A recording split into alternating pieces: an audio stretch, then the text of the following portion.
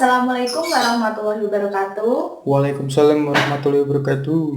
Selamat pagi anak-anak. Selamat pagi, Bu. Gimana kabarnya? Alhamdulillah baik. Nah, sebelum kita memulai pelajaran pada pagi hari ini, Ibu absen dulu ya. Iya, Bu. Nah, ada yang tidak masuk? Alhamdulillah masuk semua. Masuk semua ya. Oke. Nah, selanjutnya sebelum kita mulai pelajaran pada pagi hari ini, alangkah baiknya kita berdoa terlebih dahulu. Berdoa dipimpin Ibu, berdoa mulai. Berdoa selesai. Nah, anak-anak, ada yang tahu nggak kita hari ini mau belajar apa? Kalau nggak salah tata surya, Bu. Ya, benar sekali. Jadi hari ini kita akan mempelajari tentang tata surya. Nah, anak-anak, ada yang tahu nggak tata surya itu apa? Belum tahu, Bu. Tolong jelaskan. Nah, tata surya adalah susunan benda-benda langit yang terdiri dari matahari sebagai pusat dari sistem tata surya kita. Nah, pada tata surya itu juga terdiri dari planet-planet, komet, meteorit, asteroid yang mengelilingi matahari. Nah, selanjutnya Ibu akan menjelaskan tentang planet-planet di tata surya. Tadi Ibu sudah menjelaskan tentang pengertian tata surya. Jadi anak-anak sudah punya bayangan apa sih tata surya itu? Nah, selanjutnya Ibu akan menjelaskan tentang planet-planet di tata surya. Nah, pada planet-planet di tata surya ini digolongkan menjadi dua, yaitu planet dalam dan planet luar.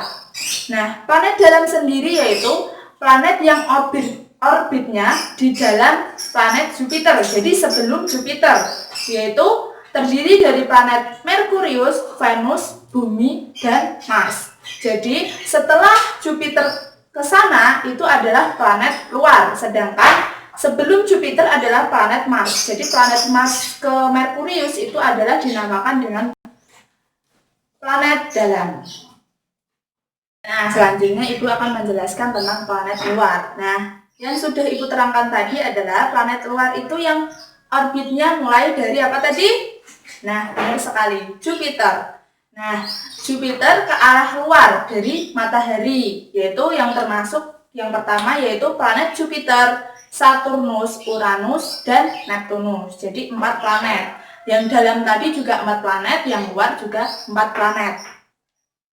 Anak-anak, setelah tadi kita mempelajari tentang planet-planet yang ada di tata surya, sekarang kita akan membahas tentang anggota tata surya yang berdasarkan itu kelompoknya. Jadi tata surya itu memiliki kelompok yang terdiri dari 7 kelompok. Yang pertama adalah yang paling penting di tata surya kita, yaitu benar sekali, matahari. Nah, matahari ini bisa disebut sebagai bintang terbesar di tata surya kita. Nah, matahari ini memiliki radius sekitar 696.000 km. Nah, selanjutnya kita akan membahas tentang planet. Nah, tadi kita udah membahas ya, planet itu ada apa aja, digolongkan menjadi apa aja, yaitu planet dalam dan planet luar. Nah, tapi kita belum tahu kan pengertian planet itu sendiri itu apa. Nah, planet adalah benda langit yang mengorbit matahari dengan massa yang besar. Nah, massa yang besar ini adalah untuk menciptakan medan gravitasi sendiri untuk membersihkan lingkungan di sekitar orbitnya dari benda langit yang lain.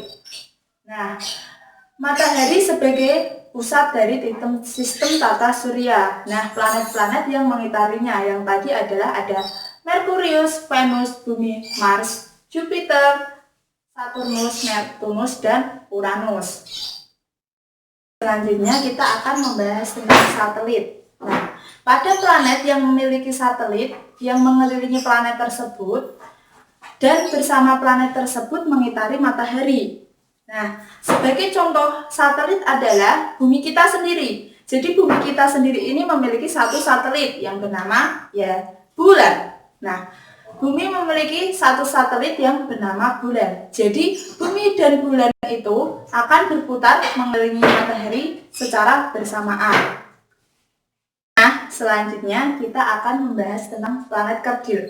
Kenapa sih bisa disebut planet kerdil? Jadi pada planet kerdil ini dia tidak bisa digolongkan menjadi planet karena dia tidak memiliki massa dan gravitasi yang cukup. Nah, pengertian sendiri dari planet kerdil adalah benda langit yang cukup besar namun tidak memiliki massa dan gaya gravitasi yang cukup, sehingga dia tidak bisa membersihkan lingkungan yang ada di sekitar orbitnya. Nah, sebagai contoh planet kerdil adalah Pluto.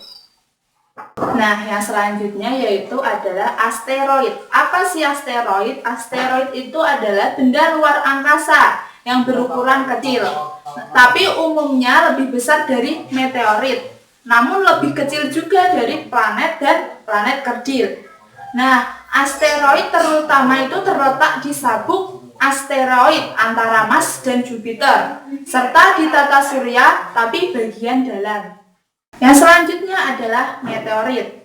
Meteorit sendiri itu adalah benda luar angkasa yang berukuran kecil, sama seperti yang tadi, tapi lebih kecil dari planet kerdil atau asteroid.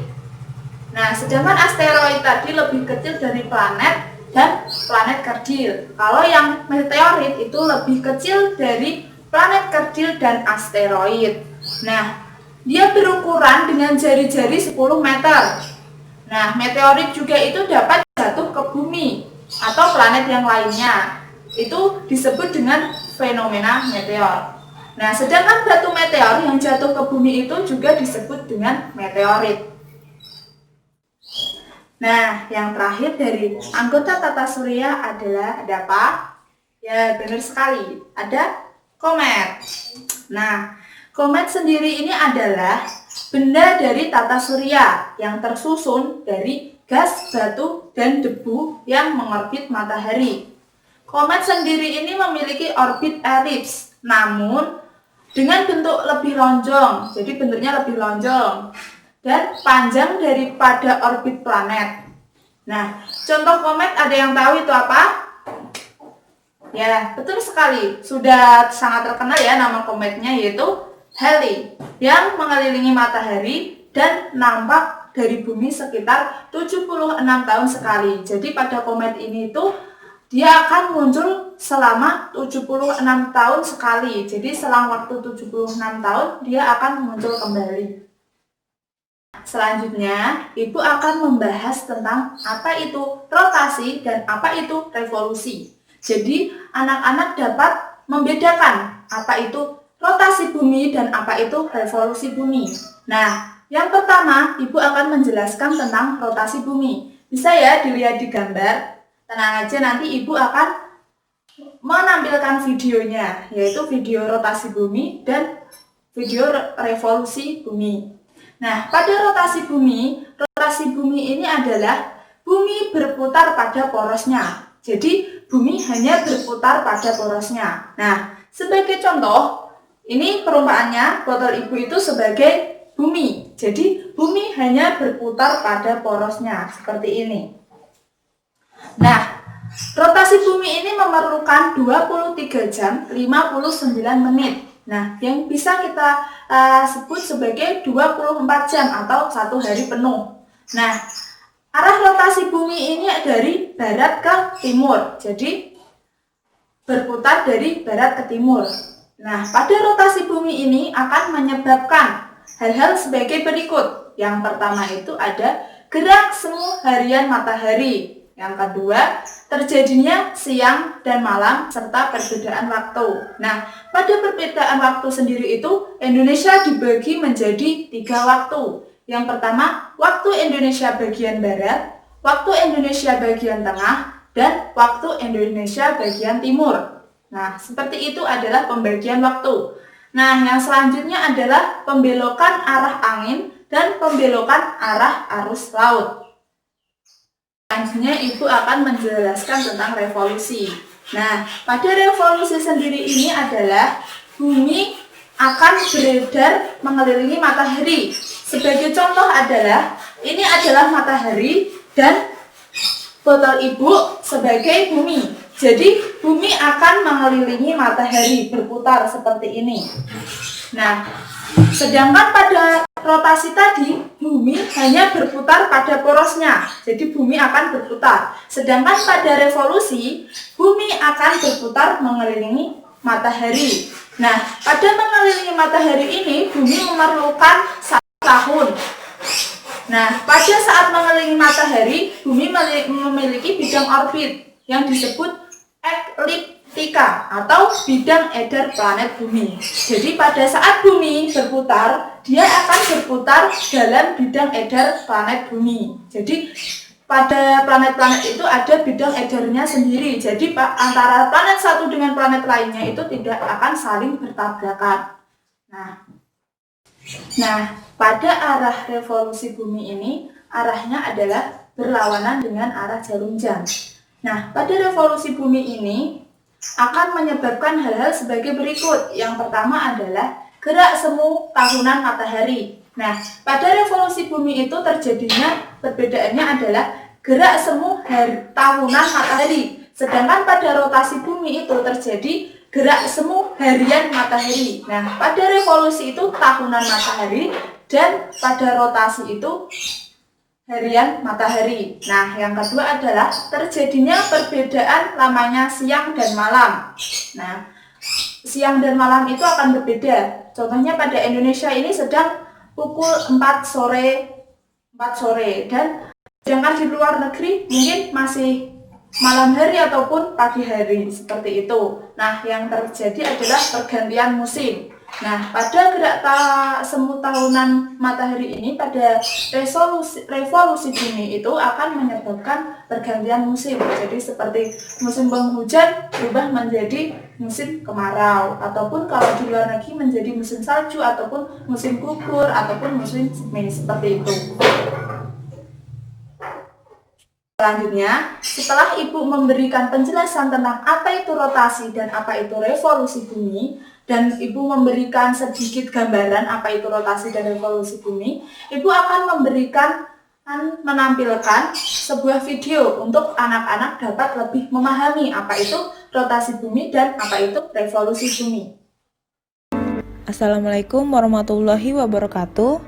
Hari ini saya akan menjelaskan mengenai rotasi bumi dan revolusi bumi beserta pengaruhnya. Rotasi bumi adalah pergerakan bumi pada porosnya, sedangkan revolusi bumi adalah pergerakan bumi yang mengelilingi matahari. Bumi berotasi selama 23 jam 56 menit atau yang lebih kita ketahui dengan 24 jam dari arah barat ke timur, yang mengakibatkan matahari terbit dari arah timur dan tenggelam di sebelah barat.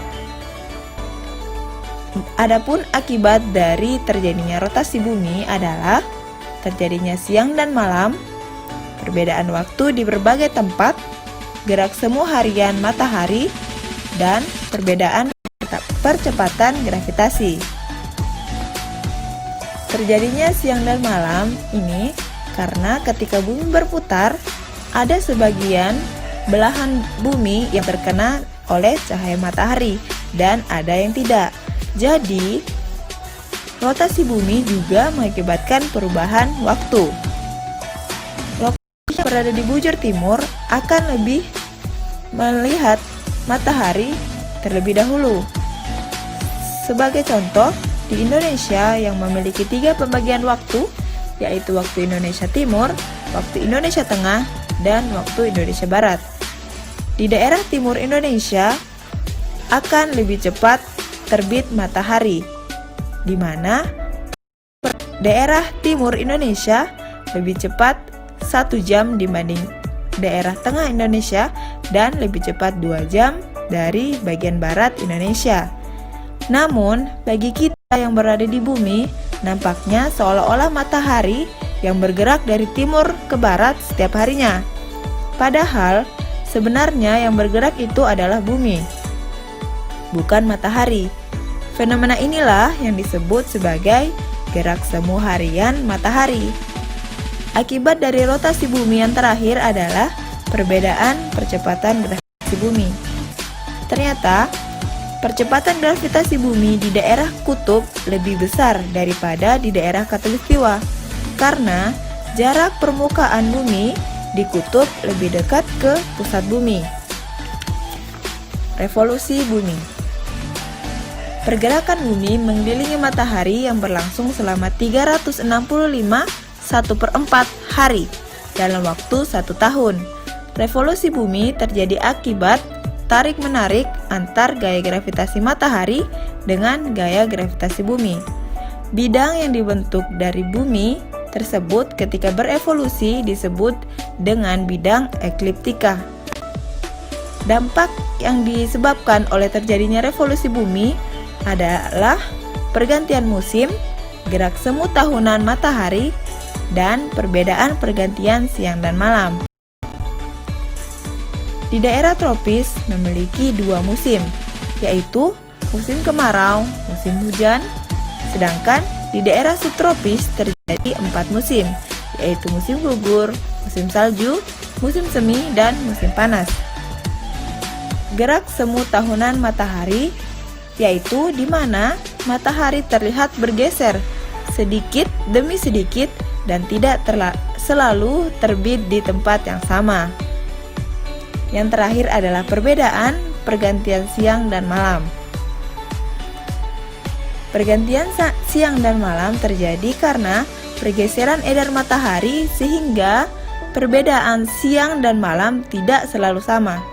Contohnya, kutub utara yang siangnya mengalami 24 jam, sedangkan di kutub selatan adalah sebaliknya, yaitu mengalami malam selama 24 jam. Nah, selanjutnya setelah kalian melihat video yang Ibu tampilkan tadi, jadi lebih paham kan apa itu perbedaan antara rotasi bumi dan revolusi bumi. Nah, setelah kita membahas yang tadi, Ibu akan menjelaskan tentang subpoin materi yang terakhir. Nah, pada subpoin yang terakhir ini kita akan membahas tentang gaya gravitasi.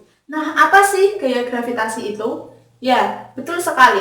Gaya gravitasi itu adalah gaya tarik-menarik antara sesuatu partikel. Nah, pada gaya gravitasi bumi ini adalah gaya tarik-menarik yang terjadi antara partikel yang mempunyai massa di alam semesta.